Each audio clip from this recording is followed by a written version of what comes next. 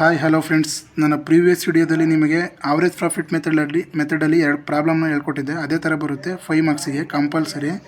ಈಗ ನಾನು ಈ ವಿಡಿಯೋದಲ್ಲಿ ಸೂಪರ್ ಪ್ರಾಫಿಟ್ ಮೆಥಡ್ ಬಗ್ಗೆ ಹೇಳ್ಕೊಡ್ತೀನಿ. Super profit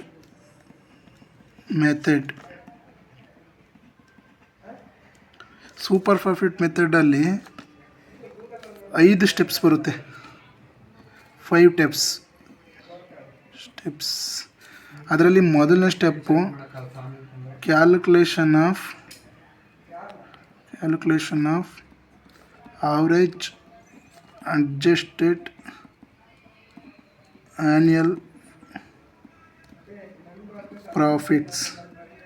calculation of average adjusted annual first step calculation of average adjusted annual profit ಅಂತ ಬರುತ್ತೆ. ಆಗ ಏನು ಮಾಡಬೇಕು ಅಂದರೆ 4 ವರ್ಷದ್ದು ಅಥವಾ 5 ವರ್ಷದ ಪ್ರಾಫಿಟ್ ಕೊಟ್ಟಿರ್ತಾರೆ. ನಾನು ಆಗಲೇ ಹೇಳ್ಕೊಟ್ಟಿದ್ನಲ್ಲ, ಆವ್ರೇಜ್ ಪ್ರಾಫಿಟ್ ಮೆಥಡಲ್ಲಿ ನನ್ನ ಪ್ರೀವಿಯಸ್ ವಿಡಿಯೋದಲ್ಲಿ ಹೇಳ್ಕೊಟ್ಟಿದ್ದೆ. ಯಾವಾದರೂ ಅಡ್ಜಸ್ಟ್ಮೆಂಟ್ ಬಂದಾಗ ಲೆಸ್ ಆ್ಯಡ್ ಮಾಡಿ ತಗೊಂಡು ಆವಾಗ ಅಡ್ಜಸ್ಟೆಡ್ ಆ್ಯನ್ಯಲ್ ಪ್ರಾಫಿಟ್ ಬರುತ್ತೆ. ಅದೆಲ್ಲ ನಿಮಗೆ ಗೊತ್ತು. ನನ್ನ ಪ್ರೀವಿಯಸ್ ವಿಡಿಯೋದಲ್ಲಿ ನಾನೊಂದು ಪ್ರಾಬ್ಲಮ್ ಮಾಡಿಕೊಟ್ಟಿದ್ದೀನಿ, 2 ಮಾಡಿಕೊಟ್ಟಿದ್ದೀನಿ ಪ್ರಾಬ್ಲಮ್ಸು. ಅದೇ ಥರ ಫಸ್ಟ್ ಸ್ಟೆಪ್ಪು ಇದು calculation of average adjusted annual profit. ಆ ಪ್ರಾಫಿಟ್ಸ್ ಕೊಟ್ಟಿರ್ತಾರೆ, 5 ಅಥವಾ 4 ವರ್ಷದ ಪ್ರಾಫಿಟ್ಸ್ ಕೊಟ್ಟಿರ್ತಾರೆ. ಅದರಲ್ಲಿ ಯಾವುದಾದ್ರೂ ಲೆಸ್ಸು ಆ್ಯಡ್ ಮಾಡೋಂಥ ಐಟಮ್ಸ್ಗಳು ಬಂದರೆ ಇದನ್ನು ಮಾಡಬೇಕು. ಈ ಲೆಸ್ಸು ಆ್ಯಡ್ ಮಾಡಿ ಆವ್ರೇಜ್ ಅಡ್ಜಸ್ಟೆಡ್ ಆ್ಯನ್ಯಲ್ ಪ್ರಾಫಿಟ್ ಸಿಗುತ್ತೆ. ನೆಕ್ಸ್ಟ್ ಎರಡನೇ ಸ್ಟೆಪ್ ಏನು ಅಂತಂದರೆ ಆವ್ರೇಜ್ ಕ್ಯಾಪಿಟಲ್ ಎಂಪ್ಲಾಯ್ಡ್.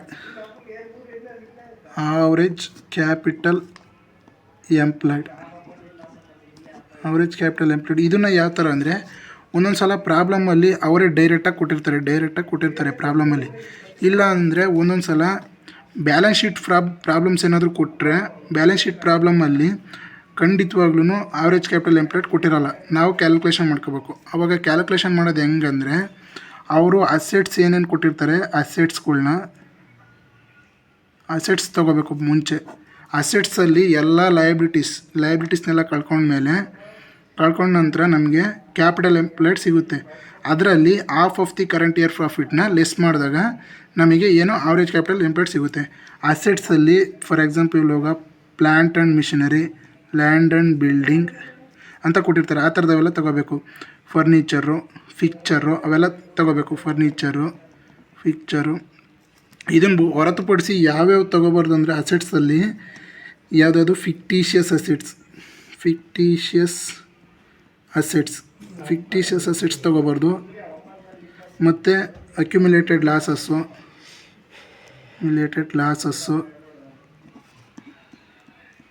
ಮತ್ತು ಇಂಟ್ಯಾಂಜಿಬಲ್ ಅಸೆಟ್ಸ್. ಇವಾಗ ಫಿಕ್ಟಿಷಿಯಸ್ ಅಸೆಟ್ಸ್ ಅಂದ್ರೇನು, ಅದಕ್ಕೆ ಯಾವುದೇ ಥರ ವ್ಯಾಲ್ಯೂ ಇರೋದಿಲ್ಲ. ಆ ಥರ ಅಸೆಟ್ಸ್ಗೆ ಫಾರ್ ಎಕ್ಸಾಂಪಲ್ ಇವಾಗ ಪ್ರಿಲಿಮಿನರಿ ಎಕ್ಸ್ಪೆನ್ಸಸ್ ಆಗಿರ್ಬೋದು, discount on issue of shares and debentures ಆಗಿರ್ಬೋದು, ಅಂಡರ್ ರೈಟಿಂಗ್ ಕಮಿಷನ್ ಆಗಿರ್ಬೋದು, ಅಡ್ವರ್ಟೈಸ್ಮೆಂಟ್ ಸಸ್ಪೆನ್ಸ್ ಅಕೌಂಟ್ ಆಗಿರ್ಬೋದು, ಮತ್ತು ಪ್ರಿಲಿಮಿನರಿ ಎಕ್ಸ್ಪೆನ್ಸಸ್ ಆಗಿರ್ಬೋದು, ವ್ಯಾಲ್ಯೂಲೆಸ್ ಗುಡ್ವಿಲ್ ಆಗಿರ್ಬೋದು, ವ್ಯಾಲ್ಯೂಲೆಸ್ ಪೇಟೆಂಟ್ ಆಗಿರ್ಬೋದು, ಪ್ರಾಫಿಟ್ ಆ್ಯಂಡ್ ಲಾಸ್ ಅಕೌಂಟ್ ಆಗಿರ್ಬೋದು, ಅಂಡರ್ ರೈಟಿಂಗ್ ಕಮಿಷನ್ ಆಗಿರೋದು. ಈ ಥರ ಯಾವುದೇ ಐಟಮ್ಸ್ ಕೊಟ್ಟರು ಈ ಅಸೆಟ್ಸಲ್ಲಿ ಇನ್ಕ್ಲೂಡ್ ಮಾಡೋಂಗಿಲ್ಲ. ಈ ಅಸೆಟ್ಸಲ್ಲಿ ಇನ್ಕ್ಲೂಡ್ ಮಾಡಿದರೆ ಅದು ತಪ್ಪಾಗುತ್ತೆ. ಈ ಅಕ್ಯುಮುಲೇಟೆಡ್ ಲಾಸಸ್ ಅಂದರೆ ಒಂದೇ ಬರೋದು, ಅದು ಪ್ರಾಫಿಟ್ ಆ್ಯಂಡ್ ಲಾಸ್ ಅಕೌಂಟು. ಇದು ಅರ್ಥ ಆಯ್ತಲ್ವ? ಫಿಕ್ಟಿಷಿಯಸ್ ಅಸೆಟ್ಸ್ ಯಾವ್ಯಾವು ಅಂತ. ಆ ಥರ ಅಸೆಟ್ಸ್ಗಳು ಬಂದರೆ ನೀವು ಯಾವುದೇ ಕಾರಣಕ್ಕೂ ಅಸೆಟ್ಸಲ್ಲಿ ತೊಗೊಳಂಗಿಲ್ಲ. ಈಗ ಅಕ್ಯುಮುಲೇಟೆಡ್ ಲಾಸಸ್ ಬಂದರೆ ಪ್ರಾಫಿಟ್ ಆ್ಯಂಡ್ ಲಾಸ್ ಅಕೌಂಟ್ ಅಂತ ಕೊಟ್ಟಿರ್ತಾರೆ ಅಸೆಟ್ ಸೈಡಲ್ಲಿ, ಅದನ್ನು ತೊಗೋಬಾರ್ದು. ಸರಿನಾ? ಇಂಟ್ಯಾಂಜಿಬಲ್ ಅಸೆಟ್ಸ್ ಅಂದರೆ ಗುಡ್ವಿಲ್ ಬರುತ್ತೆ. ಇಂಟ್ಯಾಂಜಿಬಲ್ ಅಸೆಟ್ಸಲ್ಲಿ ಗುಡ್ವಿಲ್ಲು, ಪೇಟೆಂಟು, ಟ್ರೇಡ್ ಮಾರ್ಕು, ಕಾಪಿರೈಟು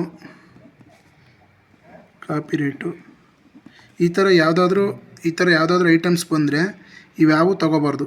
ಇವ್ಯಾವು ಈ ಅಸೆಟ್ಸಲ್ಲಿ ತೊಗೋಬಾರ್ದು. ಆವ್ರೇಜ್ ಕ್ಯಾಪಿಟಲ್ ಎಂಪ್ಲಾಯ್ಡ್ ಮಾಡಬೇಕಾದ್ರೆ ಈ ಅಸೆಟ್ಸಲ್ಲಿ ಈ ಥರ ಯಾವುದಾದ್ರೂ ಇಷ್ಟೊತ್ತು ಹೇಳಿದ್ನಲ್ಲ ಆ ಅಸೆಟ್ಸ್ಗಳು ಬಂದರೆ ತೊಗೋಬಾರ್ದು. ಏಕೆಂದರೆ ನಾವು ಇಲ್ಲಿ ಯಾಕೆ ತೊಗೋಬಾರ್ದು ಗುಡ್ವಿಲ್ ಅಂತ ನೀವು ಕ್ವಶನ್ ಕೇಳ್ಬೋದು. ಗುಡ್ವಿಲ್ ಯಾಕೆ ತೊಗೋಬಾರ್ದು ಅಂದರೆ ನಾವು ಮಾಡ್ತಾ ಇರೋದೇ ಗುಡ್ವಿಲ್ಲು, ಅದಕ್ಕೋಸ್ಕರ ಇವ್ಯಾವು ಇಂಟ್ಯಾಂಜಿಬಲ್ ಅಸೆಟ್ಸು ತೊಗೊಳಗಿಲ್ಲ. ಸರಿನಾ? ಈಗ ಈ ಅಸೆಟ್ಸಲ್ಲಿ ಎಲ್ಲ ಲೆಸ್ ಎಕ್ಸ್ಟರ್ನಲ್ ಲಯಬಿಲಿಟೀಸ್ನ ಮೈನಸ್ ಮಾಡಬೇಕು. ಎಕ್ಸ್ಟರ್ನಲ್ ಲಯಬಿಲಿಟೀಸ್ನ ಲೆಸ್ ಮಾಡಿದಾಗ ನಿಮಗೆ ಕ್ಯಾಪಿಟಲ್ ಎಂಪ್ಲಾಯ್ಡ್ ಸಿಗುತ್ತೆ. Capital employed. ಮತ್ತು ಇಲ್ಲಿ ಒಂದು ಈ ಎಕ್ಸ್ಟರ್ನಲ್ ಲಯಬಿಲಿಟೀಸಲ್ಲಿ ಎಲ್ಲ ತೊಗೋಬೇಕು, ಕ್ರೆಡಿಟರ್ಸು ಅವೆಲ್ಲ ಏನಿರ್ತದೆ ಅದೆಲ್ಲ ತೊಗೋಬೇಕು. ಮತ್ತು ಇಲ್ಲಿ ಈಕ್ವಿಟಿ ಶೇರ್ ಕ್ಯಾಪಿಟಲ್ ಮತ್ತು ಪ್ರಿಫರೆನ್ಸ್ ಶೇರ್ ಕ್ಯಾಪಿಟಲ್ ಈ ಥರ ಕೊಟ್ಟಿರ್ತಾರಲ್ಲ ಅವು ಯಾವ ತೊಗೋಬಾರ್ದು. ಕ್ಯಾಪಿಟಲ್ ಎಂಪ್ಲಾಯ್ಡ್ ಬರುತ್ತೆ. ಈ ಎಕ್ಸ್ಟರ್ನಲ್ ಲಯಬಿಲಿಟೀಸ್ನ ಎಲ್ಲ ಅಸೆಟ್ಸಲ್ಲಿ ಎಕ್ಸ್ಟರ್ನಲ್ ಲಯಬಿಲಿಟೀಸ್ನ ಲೆಸ್ ಮಾಡಿದಾಗ ಕ್ಯಾಪಿಟಲ್ ಎಂಪ್ಲಾಯ್ಡ್ ಸಿಗುತ್ತೆ. ಈ ಕ್ಯಾಪಿಟಲ್ ಎಂಪ್ಲಾಯ್ಡಲ್ಲಿ half of the current year ಪ್ರಾಫಿಟ್ನ ಲೆಸ್ ಮಾಡಿಕೊಂಡಾಗ ನಿಮಗೆ ಸಿಗ್ತಕ್ಕಂಥದ್ದೇ ಆವ್ರೇಜ್ ಕ್ಯಾಪಿಟಲ್ ಎಂಪ್ಲಾಯ್ಡ್. ಓಕೆನಾ. ಈ ಆವ್ರೇಜ್ ಕ್ಯಾಪಿಟಲ್ ಎಂಪ್ಲಾಯ್ಡು ಈ ಕ್ಯಾಪಿಟಲ್ ಎಂಪ್ಲಾಯ್ಡಲ್ಲಿ half of the current year ಈ ಫಸ್ಟ್ ಸ್ಟೆಪ್ಪಲ್ಲಿ ಇರುತ್ತಲ್ಲ, ಆ ಫಸ್ಟ್ ಸ್ಟೆಪ್ಪಲ್ಲಿ ಲಾಸ್ಟ್ ಇಯರ್ಸ್ ಪ್ರಾಫಿಟ್ ಏನಿರುತ್ತೆ ಅದರಲ್ಲಿ ಅರ್ಧ ಇದರಲ್ಲಿ ಕಳ್ಕೊಬೇಕು. ಸರಿನಾ. ಪ್ರಾಬ್ಲಮ್ ಮಾಡಿದಾಗ ನಿಮ್ಗೆ ಅರ್ಥ ಆಗುತ್ತೆ. ಇವಾಗ ಆವ್ರೇಜ್ ಕ್ಯಾಪಿಟಲ್ ಎಂಪ್ಲಾಯ್ಡ್ ಬಂತು. ಇದು 2ನೇ ಸ್ಟೆಪ್ಪು. 3ನೇ ಸ್ಟೆಪ್ ಏನು ಅಂದರೆ ಕ್ಯಾಲ್ಕುಲೇಷನ್ ಆಫ್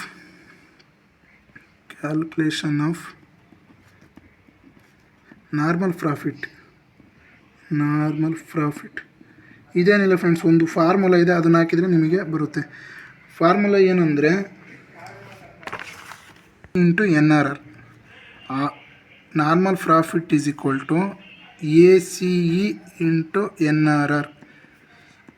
ಈ NRR ಅಂತ ಇದೆಯಲ್ಲ, ಇದೇನು ಹೊಸದು ಅಂತ ಕೇಳ್ತಿದ್ದಾರೆ. ಇದನ್ನು ತಲೆ ಕೆಡಿಸ್ಕೋಬೇಡಿ. ಪ್ರಾಬ್ಲಮಲ್ಲಿ ಅವರೇ ಪ್ರೊವೈಡ್ ಮಾಡಿರ್ತಾರೆ. 10% ಎಷ್ಟು 1% ಕೊಟ್ಟಿರ್ತಾರೆ. ಈ ACE ಅಂದರೆ ಆವ್ರೇಜ್ ಕ್ಯಾಪಿಟಲ್ ಎಂಪ್ಲಾಯ್ಡು ನಾವು ಅಲ್ಲೇ ಕಂಡುಹಿಡಿದಿದ್ದೀವಿ. ಈ ನಾರ್ಮಲ್ ಪ್ರಾಫಿಟ್ಟಿಗೆ ಇದೊಂದು ಫಾರ್ಮುಲಾ ಹಾಕಿ ಸಬ್ಸ್ಟಿಟ್ಯೂಟ್ ಮಾಡಿದರೆ ಈ ಸ್ಟೆಪ್ಪು ಕಂಪ್ಲೀಟ್ ಆಗುತ್ತೆ. ಸರಿನಾ. ಈಗ 4ನೇ step super profit. Calculation of super ಪ್ರಾಫಿಟ್ಟಿಗೆ ಫಾರ್ಮುಲಾ ಬಂದು super profit is equal to average adjusted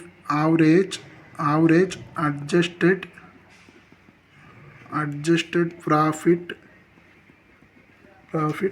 minus normal profit. ಈ ಆವ್ರೇಜ್ ಪ್ರಾಫಿಟ್ ಹೆಂಗೆ ಬರುತ್ತೆ ಅಂದರೆ ಇಲ್ಲಿ ನಾವೆಲ್ಲ ಕಂಡುಹಿಡಿದಿದ್ದೀವಿ ನೋಡಿ. ಫಸ್ಟ್ ಸ್ಟೆಪ್ಪಲ್ಲಿ ಏನು ಬಂದಿರುತ್ತೆ ಅದನ್ನು ತೊಗೊಂಡು ಅದರಲ್ಲಿ ಏನೋ ಒಂದು ವ್ಯಾಲ್ಯೂ ಬಂದಿರುತ್ತೆ, ಅದರಲ್ಲಿ ಮೈನಸ್ ನಾರ್ಮಲ್ ಪ್ರಾಫಿಟ್ಟು ನಾವು 3ನೇ ಸ್ಟೆಪ್ಪಲ್ಲಿ ಕ್ಯಾಲ್ಕುಲೇಷನ್ ಮಾಡ್ತೀವಿ. ಅದನ್ನು ಮೈನಸ್ ಮಾಡಿಕೊಂಡು ಸಬ್ಸ್ಟಿಟ್ಯೂಟ್ ಮಾಡಿದರೆ ಮುಗಿಯುತ್ತೆ. ಇಷ್ಟೇ ಇದು. 5ನೇ ಸ್ಟೆಪ್ ಏನಂದರೆ ಕ್ಯಾಲ್ಕುಲೇಷನ್ ಆಫ್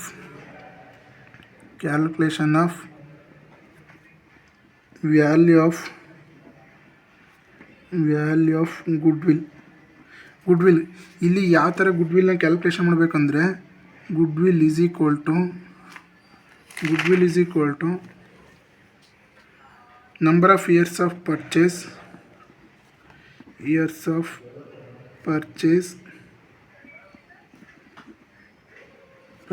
ಇಂಟು ಈ ನಾವೇನು ಇದನ್ನು ಕಂಡುಹಿಡ್ತಿದ್ದೀವಲ್ಲ ಇಲ್ಲಿ ಆವ್ರೇಜ್ ಅಡ್ಜಸ್ಟೆಡ್ ಆ್ಯನ್ಯಲ್ ಪ್ರಾಫಿಟ್ನ ಅದನ್ನು ಇಂಟು ಮಾಡಿದ್ರೆ ಮುಗಿದೋಯ್ತು. Average adjusted annual profit. ಈಗ ನಿಮಗೆ ಒಂದು 50% ಅರ್ಥ ಆಗಿದೆ ಅಂದ್ಕೊತೀನಿ. ಈಗ ಪ್ರಾಬ್ಲಮ್ ಮಾಡಿದಾಗ ಫುಲ್ ಅರ್ಥ ಆಗುತ್ತೆ ನಿಮಗೆ ಚೆನ್ನಾಗಿ. ಈಗ ಇಷ್ಟು ಸ್ಟೆಪ್ ಮಾಡಿ ಇನ್ನೊಂದು ಮೆಥಡ್ ಇದೆ ಗುಡ್ವಿಲ್ಲಲ್ಲಿ. ಅದೇನೆಂದರೆ annuity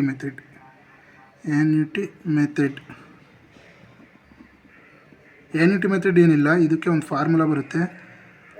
super profit annuity method is equal to super profit into present value of annuity factor. ಇದೇನು ಈ ಥರ ಫಾರ್ಮುಲಾ ಬರೆದ್ರು ಅಂದ್ಕೊಬೇಡಿ. ಈ ಸೂಪರ್ ಪ್ರಾಫಿಟ್ ನಾವು ಆಗಲೇ ಕಂಡುಹಿಡ್ತಿರ್ತೀವಿ, ಈ 4ನೇ ಸ್ಟೆಪ್ಪಲ್ಲಿ ಕಂಡುಹಿಡ್ತಿರ್ತೀವಿ. ಅದಕ್ಕೆ into present value of annuity factor ಅವರೇ ಪ್ರಾಬ್ಲಮಲ್ಲಿ ಪ್ರೊವೈಡ್ ಮಾಡಿರ್ತಾರೆ. ಅದನ್ನು ಹಾಕಿ ಫಾರ್ಮುಲಾ ಹಾಕಿ ಸಬ್ಸ್ಟಿಟ್ಯೂಟ್ ಮಾಡಿದರೆ ಮುಗಿದೋಯ್ತು. ಅದೇ ಥರ ಇನ್ನೊಂದು ಮೆಥಡ್ ಬರುತ್ತೆ ಇದರಲ್ಲಿ ಗುಡ್ವಿಲ್ಲಲ್ಲಿ. Capitalisation of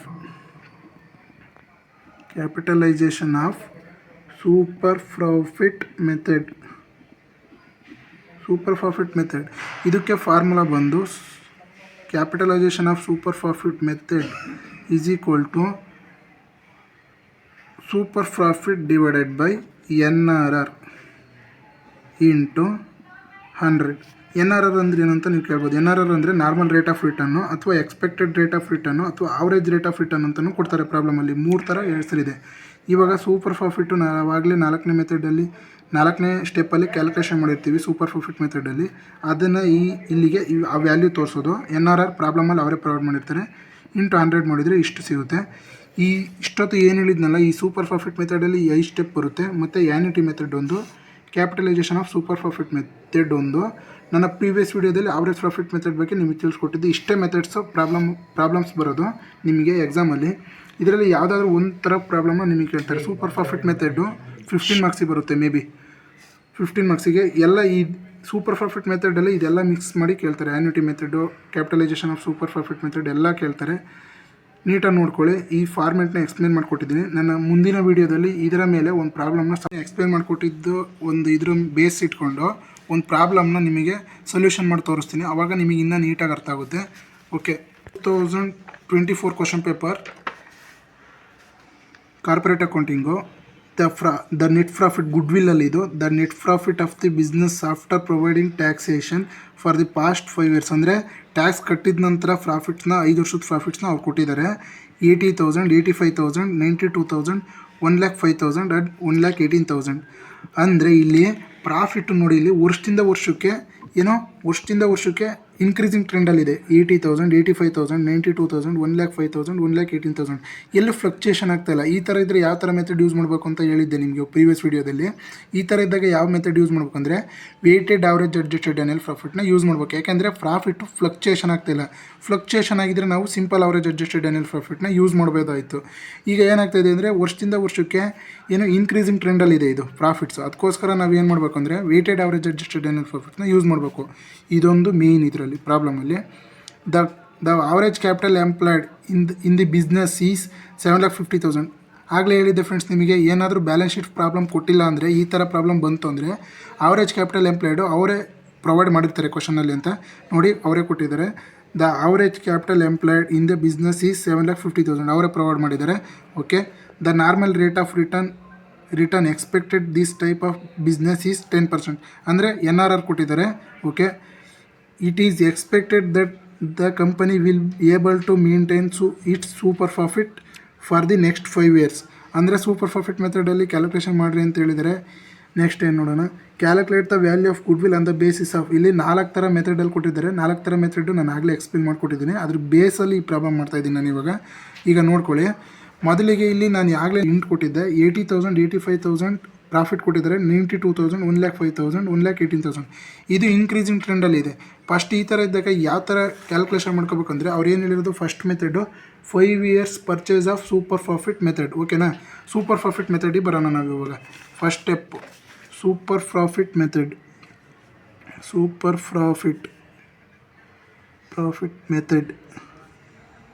okay, super profit ಮೆಥಡಲ್ಲಿ ನಾನು ಆಗಲೇ ಹೇಳಿದ್ದೆ 5 ಸ್ಟೆಪ್ಪು ಬರ್ತವೆ ಅಂತ. 5 ಸ್ಟೆಪ್ಪು 1 by 1 ನೋಡ್ತಾ ಹೋಗೋಣ. ಇವಾಗ calculation of weighted average adjusted annual profits.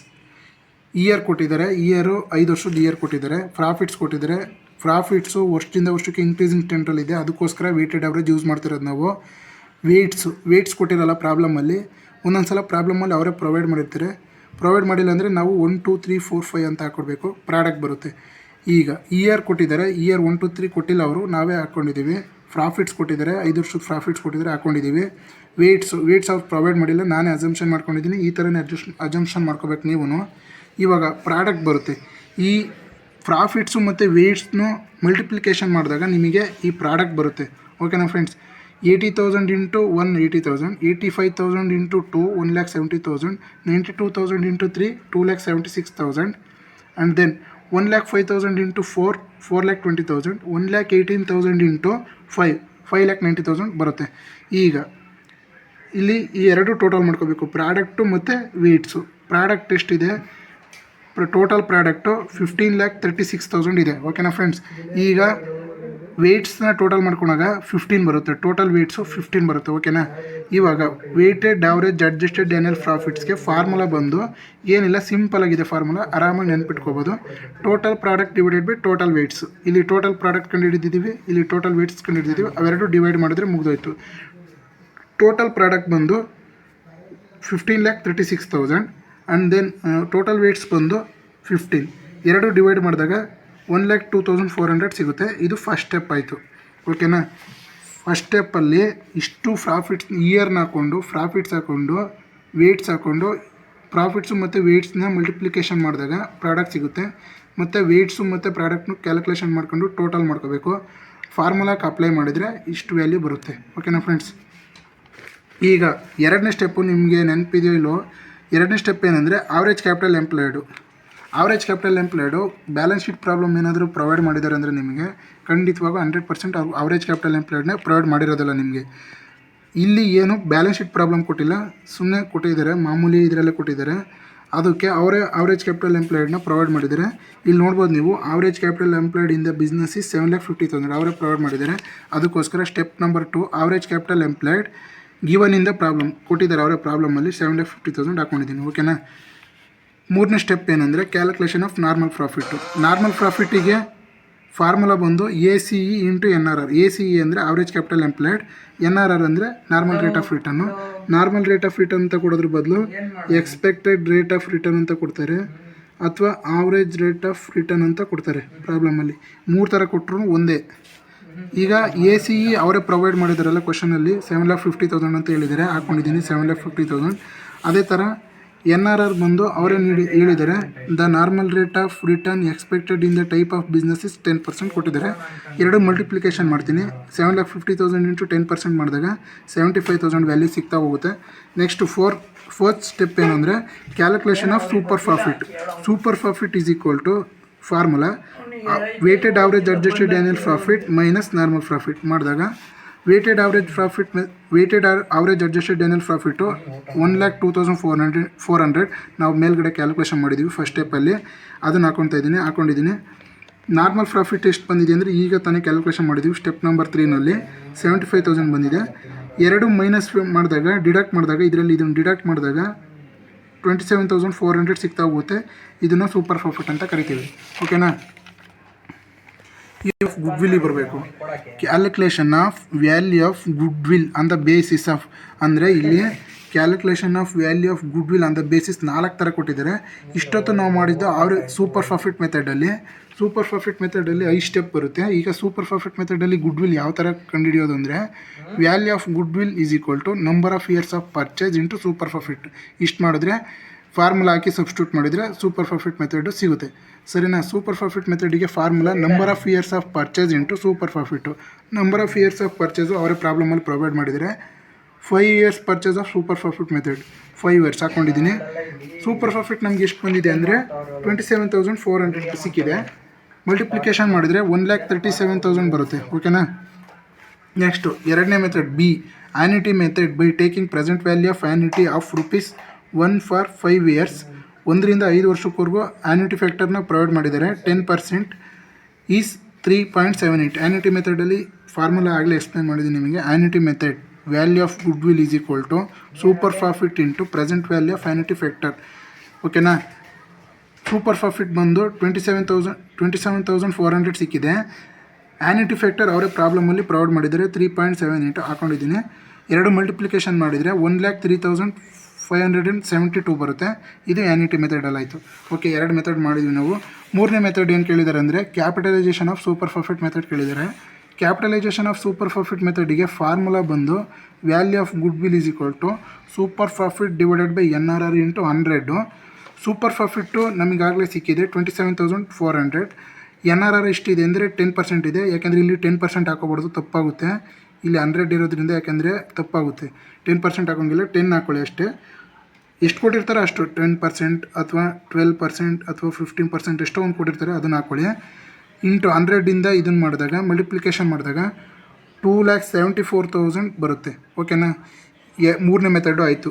ನಾಲ್ಕನೇ ಮೆಥಡ್ ಏನು ಕೇಳಿದ್ದಾರೆ ಗುಡ್ ವಿಲ್ ಬೇಸ್ಡ್ ಅಂದರೆ 3 years of purchase of average profit. Average profit ಮೆಥಡಲ್ಲಿ ಆಗಲೇ ಹೇಳ್ಕೊಟ್ಟಿದ್ದೆ ನಿಮಗೆ. ಆವ್ರೇಜ್ ಪ್ರಾಫಿಟ್ ಮೆಥಡಲ್ಲಿ 3 years purchase of average profit. Value of goodwill is equal to number of years of purchase into weighted average adjusted annual profit. ಇಲ್ಲಿ ಯಾಕೆಂದರೆ simple average adjusted annual profit ಬರೋಲ್ಲ, ಯಾಕೆಂದರೆ profits ವರ್ಷದಿಂದ ವರ್ಷಕ್ಕೆ increasing ಟ್ರೆಂಡಲ್ಲಿದೆ. ಅದಕ್ಕೋಸ್ಕರ weighted average adjusted annual profit ಸಿಗ್ತಾ ಹೋಗುತ್ತೆ. ಈಗ ಎಷ್ಟು ವರ್ಷಕ್ಕೆ ಕೊಟ್ಟಿದ್ದಾರೆ ಅವರು good will on the basis of 3 years. 3 years ಹಾಕ್ಕೊಂಡಿದ್ದೀನಿ. Into weighted average adjusted annual profit ಎಷ್ಟು ಸಿಕ್ಕಿದೆ ಅಂದರೆ ನಮಗೆ 1,02,400 ಸಿಕ್ಕಿದೆ. ಹಾಕ್ಕೊಳ್ತಾ ಇದ್ದೀನಿ. ಇಂಟು 3 ಇಂಟು 1,02,400 ಮಾಡಿದಾಗ 3,07,200 ಬರುತ್ತೆ. ಇಷ್ಟೇ ಫ್ರೆಂಡ್ಸ್ ಈ ಪ್ರಾಬ್ಲಮ್. ಇಷ್ಟು ಮಾಡಿದ್ರೆ ನಿಮಗೆ 15 ಮಾರ್ಕ್ಸ್ ಸಿಗ್ತಾ ಹೋಗುತ್ತೆ. ಈಸಿಯಾಗಿ ಸ್ಕೋರ್ ಮಾಡ್ಬೋದು. ಫಸ್ಟ್ ಏನಂದರೆ ಸ್ಟೆಪ್ಸ್ಗಳನ್ನ ನೀಟಾಗಿ ಅರ್ಥ ಮಾಡ್ಕೋಬೇಕು. ಅಡ್ಜಸ್ಟ್ಮೆಂಟ್ಗಳನ್ನ ಅರ್ಥ ಮಾಡ್ಕೊಂಡ್ರೆ ಫುಲ್ ಡೆಡ್ ಈಸಿ ಇದು goodwill. Thank you. Video ಅರ್ಥ ಆಗಿದ್ರೆ ಸಬ್ಸ್ಕ್ರೈಬ್ ಮಾಡಿ, ಲೈಕ್ ಮಾಡಿ, ಶೇರ್ ಮಾಡಿ.